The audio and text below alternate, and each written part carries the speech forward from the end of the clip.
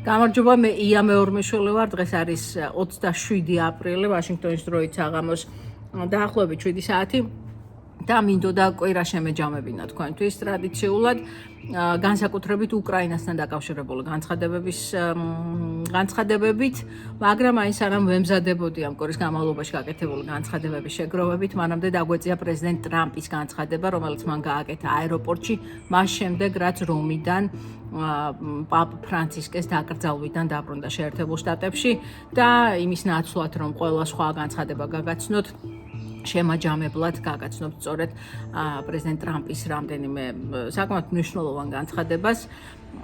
პირველი შეკითხვა იყო იმასთან დაკავშირებით, როგორ შეაფასებდა ის ამ შეხვედრას ზელენსკისთან და მან თქვა, რომ ეს იყო ძალიან კარგი შეხვედრა, დარწმუნებული ვარ, ფოტოები ნანახი გაქვთ ამ შეხვედრის, როდესაც წმინდა პეტრეს ბაზილიკაში ორი პრეზიდენტი უბრალოდ ორ სკამზე ზის, იქ არ არის არც მაგი და არც დამხმარე პერსონალი ახლოს, ეს შედგა შეხვედრა, ასე ვთქვათ, ტეტ-ატეტ პირისპირ ორ ლიდერს შორის და პრეზიდენტ ტრამპმა თქვა, რომ ეს იყო ძალიან კარგი შეხვედრა. მან ასევე დასძინა, რომ ის იყო იმედგაცრუებული რუსეთის მოქმედებებით, იმის გამო, რომ ბომბები კვლავ ცვივა კიევში. I was very disappointed that missiles were flying by Russia.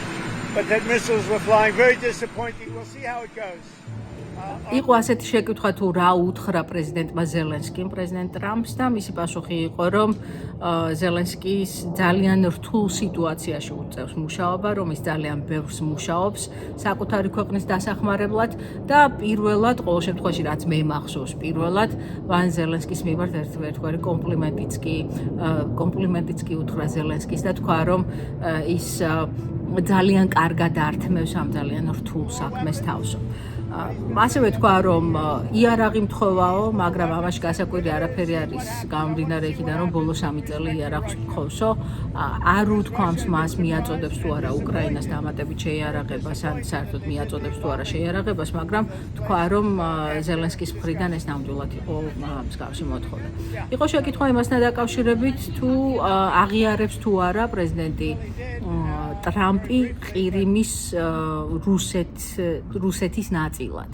და მან თქვა, რომ ყირიმი არ არის პრობლემა, რომელიც მან შექმნა, რომ ყირიმზე სასაუბროთ ჟურნალისტებმა უნდა მიმართონ პრეზიდენტ ობამას, მან ობამა მოიხსენია როგორც ბარაკ ჰუსეინ ობამა, ამას ძალიან ხშირად აკეთებს ხოლმე პრეზიდენტი ტრამპი და ასევე ბაიდენს, რომ მათ უთხრეს, მათ ფაქტობრივად ჩააბარეს ყირიმი რუსეთს, ასეთი განცხადება გააკეთა ტრამპმა.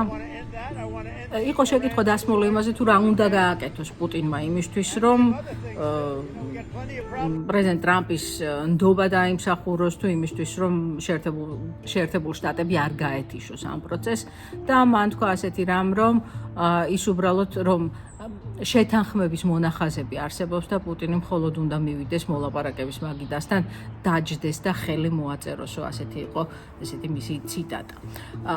იყო შეკითხვა ასევე იმასთან დაკავშირებით, თუ რამდენად გაუმჯობესდა ურთიერთობები პრეზიდენტ ზელენსკისა და პრეზიდენტ ტრამპს შორის და საკმაოდ საინტერესო იყო პრეზიდენტ ტრამპის პასუხი ამაზე. მან თქვა, რომ ცუდი ურთიერთობა არასოდეს მქონია ზელენსკისთან, უბრალოდ ერთხელ უთანხმოება ჰქონდა თუ არ დავეთანხმე რაღაცაში, ამ დროს მედია და კამერები ოთახში იყო და მე სულაც არ ვიყავი იმის წინააღმდეგი, რომ მედია ოთახში ყოფილიყო და სულ ეს იყო საბოლოო ჯამში სინამდვილეში ზელენსკის მიმართ ცუდი ურთიერთობა, ცუდი დამოკიდებულება არასოდეს მქონიაო. ესეც რაღაცა ფორმით თითქოს ჩანს, რომ პრეზიდენტი ტრამპი პრეზიდენტ ზელენსკის მიმართ უფრო რაღაც შერბილებულად ლაპარაკობს ვიდრე აქამდე. თქვა, რომ ის ძალიან რთულ სიტუაციაშია, ეს სხვათა შორის გაიმეორა, რომ ზელენსკი არის ძალიან რთულ სიტუაციაში, რომ ებრძვის უკრაინაზე გაცილებით უფრო დიდ ძალას და ასევე ეს ფრაზა არ დაამთავრა შემდეგ და რას გულისხმობდა ბოლომდე არ ვიცით, მაგრამ თქვა ასეთი რაღაცა, რომ უკრაინა ებრძვის გაცილებით დიდ ძალას, რომელმაც თავი დიდად ვერ გამოიჩინაო და შემდეგ არ დაამთავრა რუსეთთან დაკავშირებით ამ განცხადების გაკეთება, მაგრამ ესეც საკმაოდ საინტერესო ესეთი გადახვევა იმისგან, რაც აქამდე გვესმოდა პრეზიდენტ ტრამპისგან. იყო ასევე შეკითხვა იმასთან დაკავშირებით, არის თუ არა მზად ზელენსკი უარი თქვას ყირიმზე. Crimea, do you think, Mr. President? Oh, I think so, yeah. Look, Crimea was 12 years ago. That was President Obama. They gave it up without a shot being fired. So და პრეზიდენტმა ტრამპმა თქვა, რომ ესე თითქმის დარწმუნებით თქვა ის, რომ ზელენსკი სავარაუდოდ მზად არის იმისთვის, რომ ყირიმი დათმოს, თუმცა ამ ფორმით და ამ სიტყვებით არ უთქვამს ეს. და კიდევ ერთხელ დაუბრუნდა იმ თემას, რომ ეს არ არის ტრამპის დროს დაწყებული პრობლემა, ის მხოლოდ პრობლემის გადაჭრას ცდილობს, რომელიც ახლა არის მის თვალწინ და ეს არის ადამიანების ხოცვის შეწყვეტა, რომ კვირის განმავლობაში 5,000 ჯარისკაცი იღუპება ორივე მხრიდან. იყო საუბარი იმაზე, თუ რის გაკეთება შეუძლია შეერთებულ შტატებს იმ შემთხვევაში, თუ პრეზიდენტი პუტინი არ გააკეთებს იმას, რა მოლოდინიც აქვს პრეზიდენტ ტრამპს და მან თქვა, რომ ძალიან ბევრი რამის გაკეთება შეგვიძლია ამ მიმართულებით. შეერთებული შტატები დღეს არის გაცილებით უფრო ძლიერი, ვიდრე იყო აქამდე, თუმცა მას არ უნდა, რომ აქამდე მივიდეს საქმე და ის ცდილობს, რომ მოლაპარაკების მაგიდასთან გადაწყვიტოს საბოლოო ჯამში ეს. ანუ უნდა დაველოდოთ და ვნახოთ ეს ორი კვირა კიდევ ერთი დამატებითი ესეთი ვადაა, რომელიც აქამდე გავიგეთ.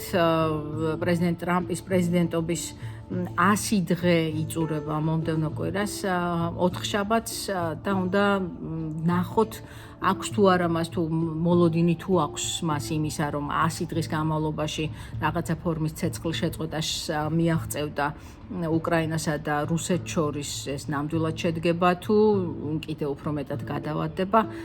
კიდევ ერთი შეკითხვა იყო იმაზე, შეიცვალა თუ არა ზელენსკის დამოკიდებულება ტრამპის შეფასებით ტრამპის მიმართ და პრეზიდენტმა ტრამპმა თქვა, რომ კი ეს ცხადი იყო, რომ ის იყო უფრო მშვიდი, რომ მას ძალიან კარგად ესმის უფრო დიდი სურათი და რომ ის ფიქრობს, რომ უკრაინა მზად არის იმისთვის, რომ შეთანხმება შედგეს. თუმცა არ არის ამაში დარწმუნებული. სულ ეს იყო დღეს, რაც მინდოდა მეთქვა, გადმომეცა თქვენთვის ის, რაც პრეზიდენტმა ტრამპმა თქვა შეერთებულ შტატებში დაბრუნების შემდეგ, უფრო სწორად პრეზიდენტ ზელენსკისთან შეხვედრის შემდეგ. საკმაოდ საგულისხმო განცხადებები იყო თუ დამეთანხმებით ამაში. დაველოდოთ ნახოთ, როგორ განვითარდება მოვლენები მომდევნო 2 კვირის განმავლობაში. მე ვეცდები, რომ მოგაწოდოთ კიდევ დამატებით შეჯამებები თუ ყოველ შემთხვევაში განცხადებებზე მაინც გითხრათ ის თუ რა განცხადებები გაკეთდა. დიდი მადლობა ყურადღებისთვის და დანარჩენი მოგვიანებით.